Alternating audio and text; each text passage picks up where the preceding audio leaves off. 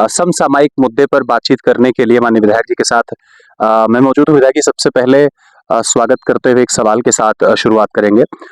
कई राजनीतिक दलों के साथ आपका जुड़ाव रहा, वो चाहे बसपा हो, समाजवादी पार्टी रही हो, दूसरे दल रहे हों, बहुत सारे अभी समाजवादी चालू हो गया। हाँ, बहुत सारे दलों के साथ आपका कथित तौर पर जुड़ाव रहा है। एक एक चीज़ जानना चाहूँगा, काम आपने बहुत सारे कर दिए हैं, लेकिन 1.5 साल आपके इस कार्यकाल का भी बचा हुआ है। तो प्राथमिकता के आधार पर जफराबाद में आपके कौन से काम अभी बचे हैं जो आप करने वाले हैं? काम तो भाई करने का कोई सीमा तो होती नहीं है। अभी बहुत से हॉस्पिटल की जरूरत है, पावर हाउस की जरूरत है, सड़कों की जरूरत है। काम तो बहुत है अभी। अच्छा, एक चीज़ और जानना चाहेंगे, पिछले दिनों जो बेसिक शिक्षा विभाग है, उत्तर प्रदेश सरकार शासनादेश के अनुसार बेसिक शिक्षा विभाग ने एक आदेश जारी किया कि प्राथमिक जो परिषदीय विद्यालय हैं, जिसमें छात्र संख्या 50 से कम है, उस विद्यालय को पड़ोस के विद्यालय के साथ मर्ज कर दिया जाएगा, जिसे मर्जर या पेयरिंग के नाम से जानते हैं। कई शिक्षक संगठनों के लोगों ने आपसे मुलाकात भी की और इस पेयरिंग को लेकर के सदन में एक आवाज़ उठाने को लेकर के आपसे उन्होंने माँग भी की है। तो आपसे ज़रा जानना चाहूँगा, इस विषय पर आपका अपना क्या कहना है? भारत का संविधान यह कहता है कि हर व्यक्ति को शिक्षा का मौलिक अधिकार प्राप्त है। हर व्यक्ति को शिक्षित होना चाहिए।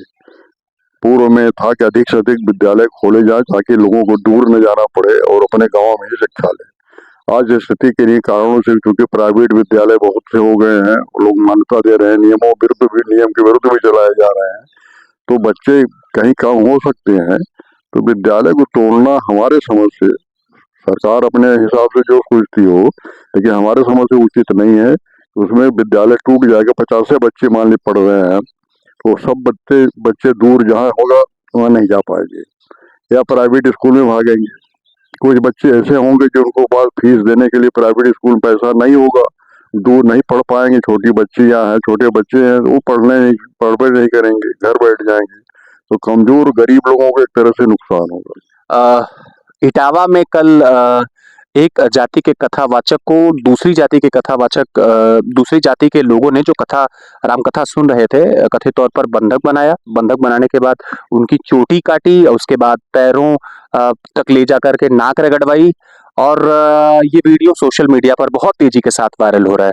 उस जाति का जिक्र करने की आवश्यकता नहीं है, आपसे मैं व्यक्तिगत तौर पर जानना चाहूंगा, इस प्रसंग को, इस मामले को आप किस तरह देखते हैं? भारत हमारा सनातन संस्कृति का देश है। हमारा सर्वधर्म समभाव, सबको सम्मान है। शिक्षा पे किसी एक व्यक्ति का अधिकार नहीं है।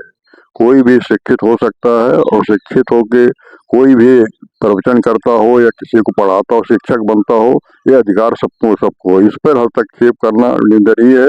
अगर उन्होंने जो कांड ये हुआ और घृणित है, हम उसकी निंदा करते अ, 3 विधायक जो समाजवादी पार्टी गठबंधन से 22 में चुनाव जीते थे, प्योर प्योर थे। आपसे जरा जानना चाहूँगा, वो राकेश सिंह हो, चाहे वो अभय सिंह हो, चाहे वो ऊंचाहार के जो माननीय विधायक मनोज पांडे जी हैं, इन तीनों लोगों को समाजवादी पार्टी ने पार्टी से बाहर कर दिया है। अभी परसों अखिलेश यादव ने बाहर कर दिया। आपसे जरा जानना चाहूँगा, चूँकि आप विधानसभा के सदस्य भी हैं, आपसे व्यक्तिगत तौर पे जानना चाहूँगा, इन तीनों को जो बाहर किया गया है, इसको आप किस तरह देखते हैं? वो लोग तो भाई पार्टी विरोधी में रहे होंगे, इसलिए बाहर कर दिए। बाहर करने से उनकी सदस्यता बच गई। अगर उनकी सदस्यता खत्म करना होता तो पिटीशन करते विधानसभा अध्यक्ष के, वहां से वो कार्रवाई होती। अब वो फ्री है, स्वतंत्र है, चाहे जिस विद्यालय में जाए, जहाँ जाए, वो स्वतंत्र है। उनके ऊपर कोई विधिक कार्रवाई नहीं हो सकती।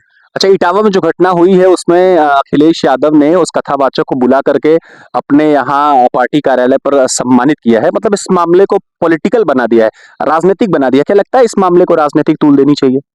नहीं, ये एक नैतिक लड़ाई है। राजनीति से ऊपर उठ के इस पर विचार करना चाहिए। अच्छा, एक बात और, बिजली कटौती को लेकर के विधायक जी बड़ी चुनौती रहती है।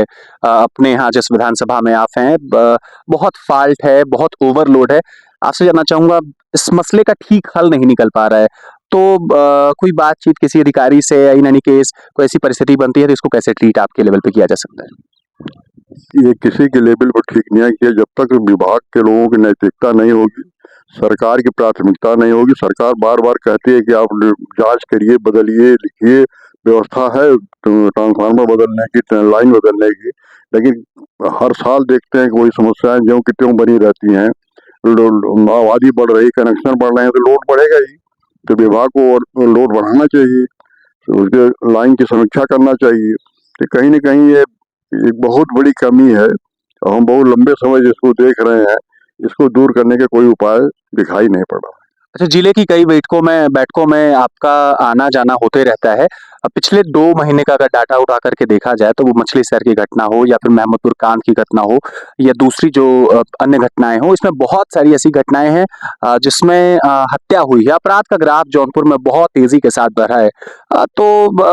लगता है ऐसा कि कप्तान साहब कमान नहीं सँभाल पा रहे या फिर ये जो ग्राफ गिरा है, ज़ीरो टॉलरेंस की बात तो सरकार करती है लेकिन कानून व्यवस्था में फेल है। इसको किस तरह आप देखते हैं? देखिए, हत्या को कोई रोक नहीं पाता, हत्या तो क्षणिक उत्तेजना से होती है। इसमें प्रशासन का रोल ये होना चाहिए कि हत्यारे को कि जो मुलजिम है, उनको कितनी शीघ्रता से सामने लाके गिरफ्तार कर लेते हैं, ये प्रशासन की उपलब्धि होगी। इसमें प्रशासन काम कर रहा है। जो हत्याएं हुई हैं, वो कहीं न कहीं किसी कारणों से, व्यक्तिगत कारणों से, जमीन के कारणों से, अन्य कारणों से हुई हैं। तो इन हत्याओं की वजह से नहीं कहा जा सकता कि पूरी कानून व्यवस्था ही खराब है। कानून व्यवस्था तब खराब मानी जाएगी जब उस पर कार्रवाई ना हो। तो आपने देखा कि मेरे साथ एक खास बातचीत करने के लिए यहीं जफराबाद के लोकप्रिय विधायक जगदीश नारायण राजी थे और एक समसामयिक मुद्दों पर छोटी सी बातचीत के लिए आपने समय दिया। विधायक जी, बहुत बहुत धन्यवाद। धन्यवाद।